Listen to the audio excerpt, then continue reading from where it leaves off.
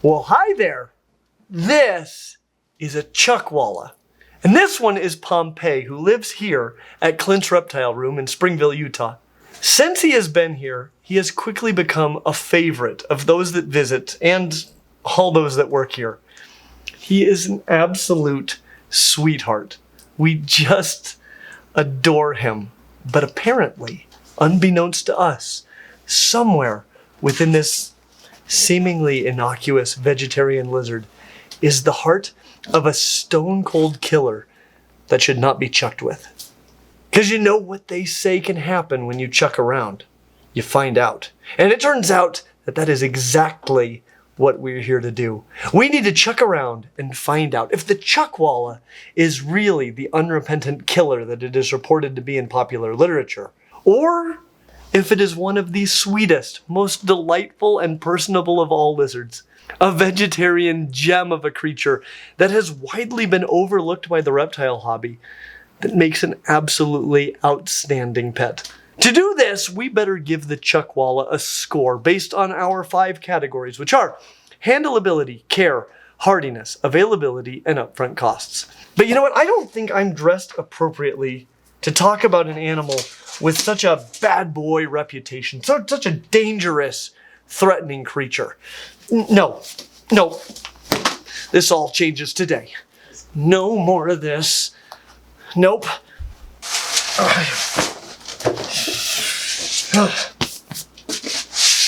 Now we're ready. When it comes to handleability, we give the unapologetic killer of mambas a score of 5 out of 5, which is shocking, I know. But it turns out that this is about the easiest, most gentle and harmless lizard that you could ever handle. This is a lizard that is big enough that it is not easy to hurt the actual lizard, but small enough that it poses no real danger to you. And I should mention that Pompey here is an Angel Island Chuckwalla, which is probably the second largest of all the Chuckwalla species. Most that you'll find are smaller than this, but they're still relatively substantial lizards. They are highly uninclined to bite, and even if you're an amphisbaenid. They don't tail whip, and though I do think that they can technically drop their tails, they don't seem to do so very readily at all. And if it ever does happen, it does seem to grow back pretty well. Honestly, I would worry about this the most while they're young, and then not much at all by the time they get to, well, anywhere close to Pompey's size. Maple waffle? That sounds... Cinnamon roll? Blueberry muffin? And birthday cake? Well, I was hoping there'd be new flavors to try. Well, this is a great day. The sponsor of today's video, Magic Spoon, has sent over 4 new flavors for me to try and to crown a new champion. I'm pretty excited about all of these. Round 1. Taste. Oh, it's good. Probably need to keep my portions even smaller. Yeah, I think so. I'm gonna go birthday cake next. Smaller portion. Whoa.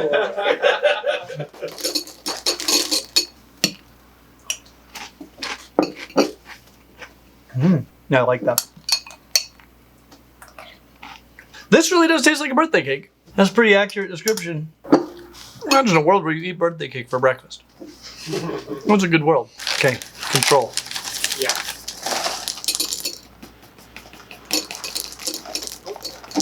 So this one is maple waffle.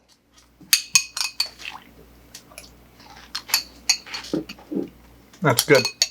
Really does taste a lot like a waffle. Can you buy all 4 of these together, like with the last one, and Yes. do your own taste off? I believe so. Because I like that. Our final contestant. And my favorite taste untasted blueberry muffin. That smells good. Here we go. Oh, yes. Oh.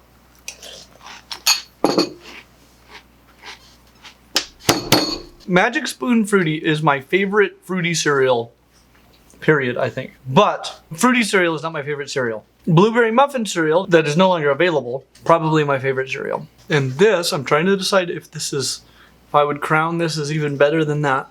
But the flavor is dead on. So yes, I think I have a for sure champion of today, and maybe we'll have to put it head to head with Fruity.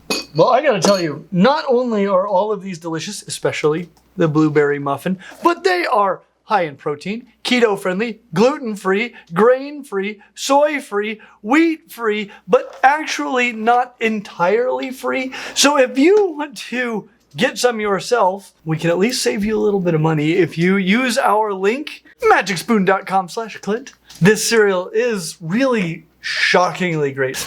I'm so excited about the blueberry muffin, guys. So try that, maybe try them all, have your own taste off. I want to hear how you liked it. And they have cereal bars, cocoa, peanut butter, and cookies and cream. And you can use promo code Clint at magicspoon.com/Clint to save yourself $5 off any order. Or scan the QR code on the screen. And if you find that you don't enjoy this cereal as thoroughly as you thought you would, well, great news. They've got a money-back happiness guarantee. So you can give it a try. If it's not for you, you've lost nothing. They do have claws, and those could potentially scratch you, but they generally just don't seem to be very sharp. This is a lizard that doesn't really climb trees, so the claws are more for climbing rocks, and rocks have a way of taking care of sharp claws. It might be apparent that Chuckwallas are not really equipped to be fighters, and the reality is they're not. Their main defense is to wedge themselves between rocks and inflate themselves so that they cannot be pulled out. And to really make them unextractable, they have an extremely rough texture. And that's in any direction. If you go this way, it's rough, like sandpaper. And if you go against the grain, it's basically impossible to move your hand. It feels like a dry tiger's tongue. It's an unbelievable amount of grip, and it's apparent why you wouldn't be able to pull them out from between two rocks. The only soft place I have found on Pompeii here is under his chin, and it's a really fun place to touch him. Though I have said that they are very rough and grippy, they're not really what I would call spiky. Nothing about handling them hurts. Like I said, they feel like dry lizard-shaped tiger tongues. And while Pompeii, he won't sit on your shoulder for as long as a bearded dragon will, he's still pretty happy to stay there, and especially if you put like a hand a little bit on top of him so he feels a little more like he's wedged in between two rocks. They just really like to be wedged in. But, and you know, I just compared them to bearded dragons, and even though they won't stay there as long, you probably noticed that they get a higher score for handleability than bearded dragons. And this is largely due to the fact that they are, at least in my experience, less likely to poo on you. And they have less intense claws. But they're very, very similar, and both are really excellent lizards to handle. It just doesn't get any better than this. When it comes to care, we give the Chuckwalla a score of 4 out of 5. And I was really tempted to give a 5 out of 5. The biggest drawbacks are going to be that they need a very hot basking spot, as well as UVB light, and they just need a lot of space. And that's really it for the downsides. And there is so much good. For starters, you don't need any insects. Some people do offer insects on rare occasions, and there seem to be kind of mixed opinions on the practice, but for all intents and purposes, these guys are pure herbivores. And not only is that nice for those of us with an aversion to feeding other animals to our pets, but it also means that their food can be purchased at the grocery store. And assuming that you are trying to keep at least one human alive, this is a place that you likely visit with some regularity anyway. When it comes to food, provide a wide variety of leafy greens, but avoid or heavily limit things like spinach and kale that bind calcium. Certainly don't make those a staple. Greens should be the bulk of the diet, but also include other vegetables and small amounts of fruit. Occasional dusting with vitamins and calcium is also beneficial, especially to ensure that they're getting adequate calcium. UVB lighting will also be essential for this, and this is an animal that gets considerable amounts of full sun, so provide desert level amounts of UVB, and also heat. I always worry that I'm not clear enough about having a warm and a cool side to reptile enclosures. These guys need access to very high temperatures, but if they can't find refuge from the heat, they will bake to death. So a basking spot in excess of 49 degrees Celsius or about 120 degrees Fahrenheit is absolutely necessary, perhaps even hotter than that. Oh, and that's 322 kelvins for you absolutists. 322 kelvins is a great basking temperature for a chuckwalla, but a deadly ambient temperature. So make sure that parts of the enclosure get down to something approaching room temperature.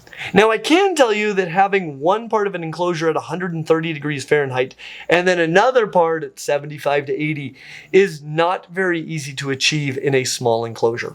I wouldn't really recommend keeping adults in enclosures smaller than about 4 feet by 2 feet. That gives you enough distance to have a warm and a cool side. They also need it dry, so a screen lid is key. We've reviewed a couple of excellent options if you're looking for an enclosure that size. Inside of this enclosure, place rocks and other things that a rather clumsy, pudgy lizard can climb upon. These guys will wedge themselves between rocks, so be sure that the rocks cannot become dislodged and crush your lizard. You know, like might happen to the head of a mamba. A substrate of sand or a sand mixture would be great, but be sure not to use calcium sand as that can cause many issues. Water should be available, but don't be surprised if they drink very rarely. They get most of their water from their food. And finally, be sure to let the enclosure cool considerably at night. This is the desert after all. Unless your home is very cool, I'm talking like colder than the desert at 3 a.m., then no additional heating should be needed at night when the lights go out.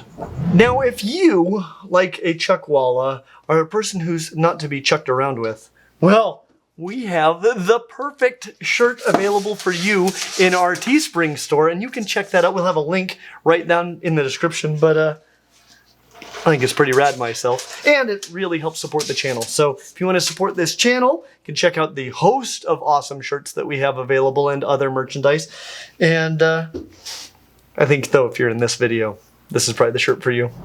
When it comes to hardiness, we give the chuckwalla a score of 5 out of 5. I'd say the biggest things to watch for are that you provide enough heat, refuge from the heat, and that things stay dry. That last thing is one that can be tough in some places. Living here in the desert myself, in a state where chuckwallas live, it hasn't been that difficult to achieve. But if you live like in Florida, it's a whole other ballgame. When it comes to availability, this is where the chuckwalla is going to lose some points. To be honest, I've never seen one at a pet shop or an expo. You can find them online directly from breeders, but it's gonna take some work.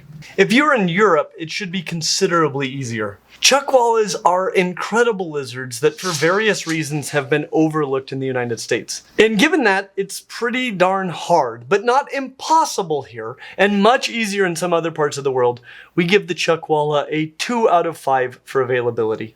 When you do find one, be sure to get it captive bred from a breeder and not a field collected specimen. When it comes to upfront costs, we give the chuckwalla a score of 3 out of 5. The lizard itself is not going to be cheap. The shipping alone will cost more than a bearded dragon, but it won't be that expensive either. The enclosure, given its size, also won't be cheap, but affordable options are certainly available. Lights are going to cost something, and everything else will be pretty reasonable. This isn't the cheapest option, but it certainly isn't going to break the bank. And that is why, overall, we give the chuckwalla a score of 3.8 out of 5. If you want a lizard that your friends will think is super dangerous, but turns out to be a big, pudgy, salad-eating sandpaper potato, then the chuckwalla might be the best pet lizard for you. As always, like and subscribe, and we hope to see you real soon. Okay. So close.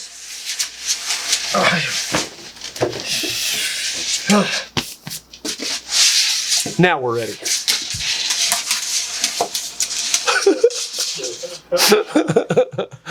we rip it off. 1, 2. That's how a rebel does it. Okay. You're right up there with Mr. Rogers taking your clothes off and on. Yes. Okay. Perfect. Now we'll find out exactly how bad it is if they poop on you. That was just a bit of pee. Got any more than that? See, compared to a bearded dragon, that was no big deal. Or a tegu. Oh boy.